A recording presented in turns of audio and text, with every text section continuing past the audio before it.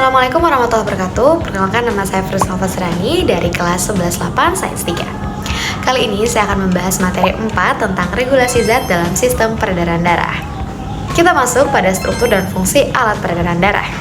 Nah, alat peredaran darah ini dibagi lagi menjadi 3 bagian, yaitu darah itu sendiri, jantung manusia, serta pembuluh darah. Kita juga akan membahas tentang mekanisme pembukaan darah serta peredaran darah. Oke, mari kita bahas tuntas. Masuk pada poin pertama, yaitu darah. Nah, darah ini juga dibagi lagi menjadi 4 bagian. Yang pertama ada plasma darah, di mana plasma darah adalah komponen cair darah berwarna kuning pucat yang membentuk sekitar 55% volume total darah dan berfungsi sebagai media transportasi nutrisi, hormon, sel darah, serta limbah metabolisme ke seluruh tubuh. Adapun struktur dari plasma darah, yaitu yang pertama adalah air, komponen utama plasma sekitar 92% dari total volume. Yang kedua ada protein sekitar 8% dari plasma, termasuk albumin menjaga tekanan osmotik, globulin melawan infeksi, dan fibrinogen pembukaan darah. Selanjutnya ada garam atau elektrolit seperti natrium, kalium, kalsium, dan bikarbonat yang membantu menjaga keseimbangan pH darah. Selanjutnya nutrisi mengandung gula, lemak, vitamin, dan mineral. Lalu ada hormon, berbagai hormon yang diangkut ke sel dan jaringan target. Nah, untuk fungsi dari plasma darah ialah transportasi, di mana untuk mengangkut sel-sel darah merah, putih, trombosit, nutrisi, hormon, dan oksigen ke seluruh tubuh. Selanjutnya ada pembuangan limbah, di mana untuk mengangkut produk limbah metabolisme dari sel ke organ pembuangan seperti hati, ginjal, dan paru-paru. Selanjutnya ada pembukuan darah, mengandung protein seperti fibrinogen yang penting untuk membantu pembukuan darah dan menyembuhkan luka. Selanjutnya ada pertahanan tubuh, mengandung globulin dan imunoglobulin yang berperan penting dalam melawan infeksi dari virus, bakteri, jamur, dan parasit. Selanjutnya ada keseimbangan cairan dan pH, membantu menjaga keseimbangan cairan melalui tekanan osmotik dan mengatur pH darah melalui elektrolit seperti bikarbonat, dan ada pengaturan suhu, berperan dalam mengatur suhu tubuh dengan menyerap dan melepaskan panas. Lalu yang kedua ada eritrosit atau sel darah merah. Nah, eritrosit adalah sel berbentuk cakram bikonkaf anuklear yang berfungsi mengangkut oksigen dari paru-paru ke seluruh tubuh dan membawa karbon dioksida dari paru-paru ke seluruh tubuh, juga serta membawa karbon dioksida kembali ke paru-paru untuk dikeluarkan.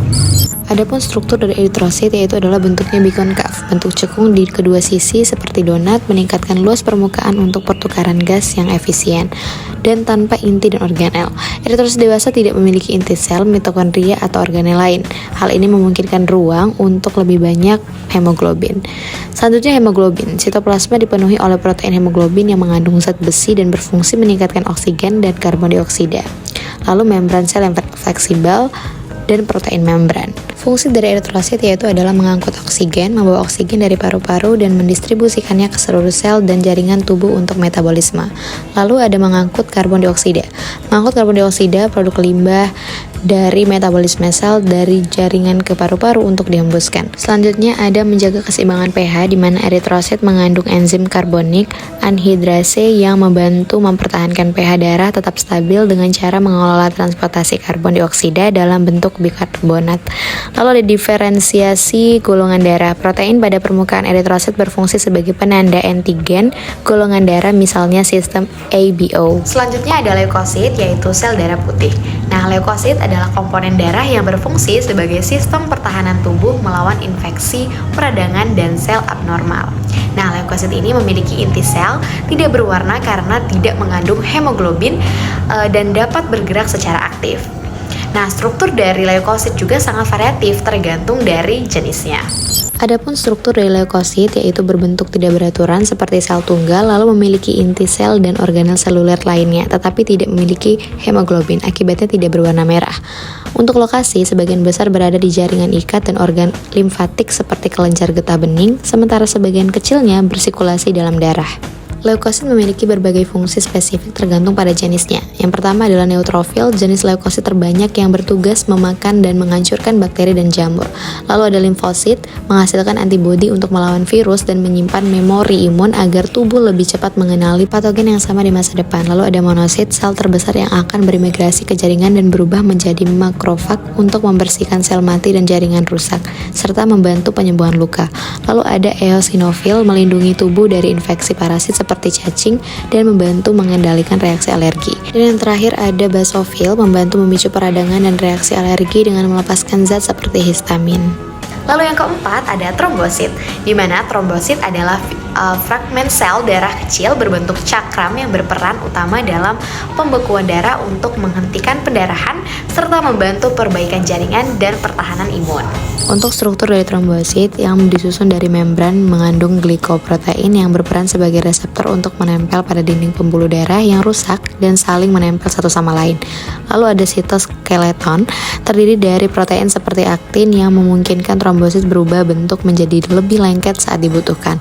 Dan ada granula sitoplasma berisi berbagai zat penting seperti faktor pembekuan, enzim, dan faktor pertumbuhan yang dilepaskan untuk memulai dan memperkuat proses pembekuan darah. Untuk fungsi dari trombosit yaitu adalah menghentikan pendarahan. Saat terjadi luka, trombosit akan berkumpul di lokasi cedera. Mereka menempel pada dinding pembuluh darah yang rusak, adesi. Lalu, proses ini kemudian diikuti oleh pembentukan gumpalan darah yang lebih besar untuk menutup luka atau koagulasi. Nah, peran dalam sistem kekebalan dari trombosit yang diaktifkan dapat menghubungkan proses pembekuan darah dengan respon imun terhadap infeksi. Nah, berbicara tentang pembekuan darah, mari kita bahas sedikit nih tentang mekanisme pembekuan darah. Nah, mekanisme pembekuan darah ini adalah serangkaian proses yang terjadi ketika pembuluh darah rusak untuk menghentikan pendarahan yang melibatkan vasokonstriksi atau penyempitan pembuluh darah, lalu pembentukan sumbatan trombosit, aktivitas faktor pembekuan, dan juga pembentukan bekuan fibrin yang stabil. Tahapan mekanisme dari pembekuan darah yaitu penyempitan pembuluh darah atau vasokonstriksi. Saat pembuluh darah rusak, pembuluh tersebut akan mengerut dan menyempit untuk mengurangi aliran darah ke area yang terluka.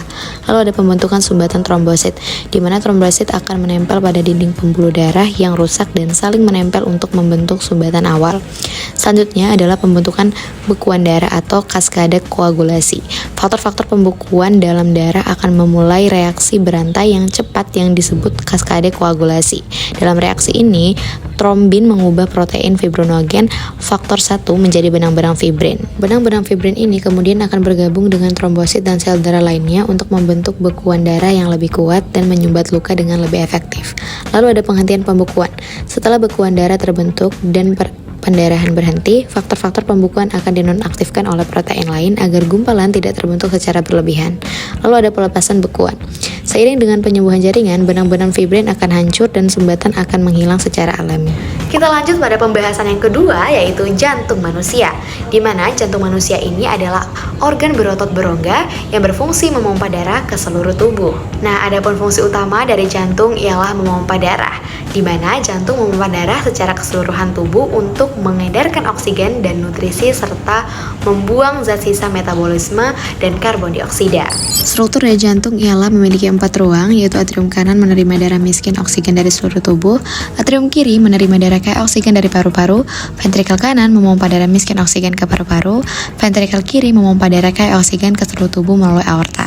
Adapun katup jantung yang terdiri dari 4 katup, yaitu katup pertama adalah trikuspid berada di antara atrium kanan dan ventrikel kanan, lalu ada katup mitral atau bikuspid berada di antara atrium kiri dan ventrikel kiri, katup aorta berada di antara ventrikel kiri dan aorta, lalu katup pulmonal berada di antara ventrikel kanan dan arteri pulmonalis.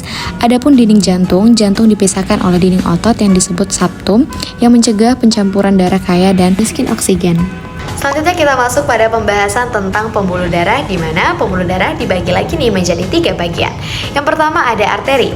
Nah, arteri ini adalah pembuluh darah tebal dan berotot yang mengangkut darah kaya oksigen keluar dari jantung ke seluruh tubuh. Adapun pengecualian penting yaitu arteri pulmonalis adalah satu-satunya arteri yang membawa darah yang rendah oksigen dari jantung ke paru-paru untuk mengambil oksigen.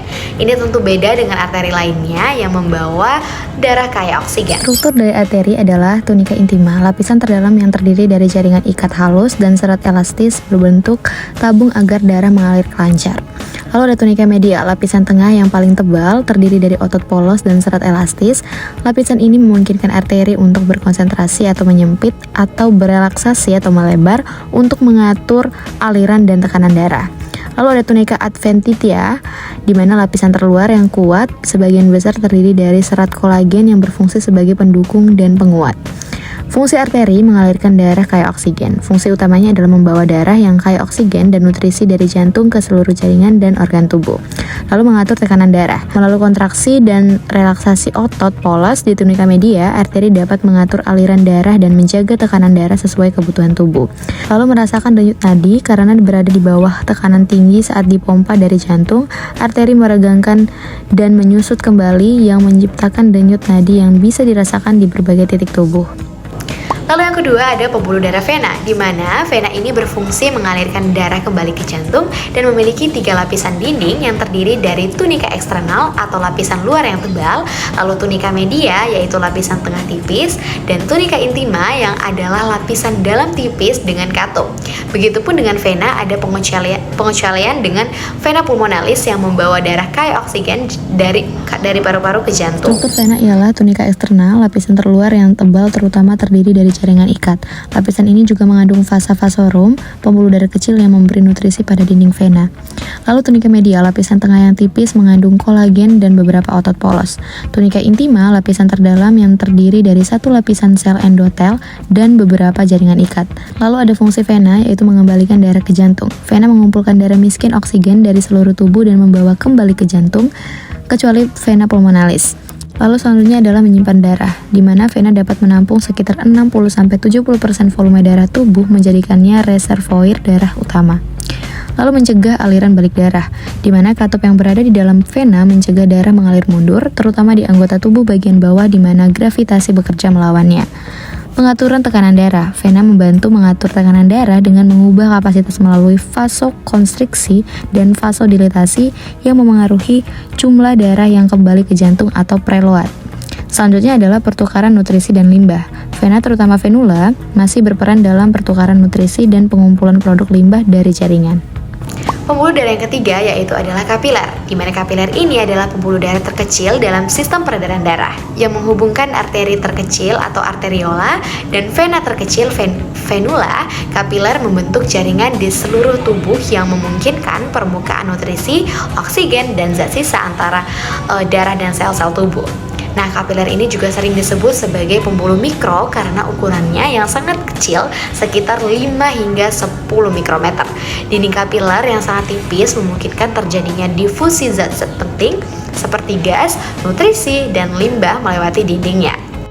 Struktur dari kapiler ialah lapisan tunggal sel endotel, di mana dinding kapiler hanya terdiri dari satu lapisan sel pipih yang disebut dengan sel endotel, yang melapisi seluruh pembuluh darah. Lalu ada membran basal, di mana lapisan sel endotel dikelilingi oleh membran basal yang tipis. Ada diameter yang kecil, kapiler sangat halus dengan diameter yang hanya cukup lebar untuk dilewati oleh satu sel darah merah. Lalu permeabilitas selektif, di mana dinding kapiler bersifat bocor atau permeabel secara selektif, yang berarti memungkinkan beberapa zat melewatinya tetapi tidak zat lain. Lalu ada fungsi kapiler, di mana ada pertukaran zat. Fungsi paling penting adalah pertukaran gas, oksigen, dan karbon dioksida, serta nutrisi dan limbah antara darah dan sel-sel jaringan sekitarnya. Lalu ada distribusi nutrisi, membantu memastikan nutrisi mencapai seluruh jaringan tubuh untuk mendukung fungsi organ-organ penting. Terakhir adalah penghilangan limbah, di mana mengumpulkan produk sampingan dari metabolisme seluler seperti karbon dioksida dan limbah lainnya untuk kemudian dibuang dari tubuh. Bahasan selanjutnya yaitu tentang peredaran darah, di mana peredaran darah ini adalah sistem tubuh yang mengangkut darah, oksigen, nutrisi, hormon, dan sisa metabolisme ke seluruh tubuh melalui jantung dan pembuluh darah yang sudah kita bahas tadi. Nah, sistem peredaran darah pada manusia ini dibagi lagi nih menjadi 2 bagian, yaitu yang pertama adalah peredaran darah besar atau sistematik. Jantung bilik kiri memompa darah kaya oksigen ke seluruh tubuh melalui arteri dan kapiler. Darah kembali ke jantung melalui vena ataupun masuk ke serambi kanan. Lalu yang kedua adalah peredaran darah kecil atau pulmoner. Adalah jantung bilik kanan memompa darah miskin oksigen ke paru-paru. Setelah mengambil oksigen di paru-paru, darah kembali ke jantung atau masuk ke serambi kiri. Baik, sekian pembahasan tentang regulasi zat dalam sistem peredaran darah yang dapat saya sampaikan. Saya Frisana Fazrani, pamit undur diri. Cinta biologi. Wassalamualaikum warahmatullahi wabarakatuh.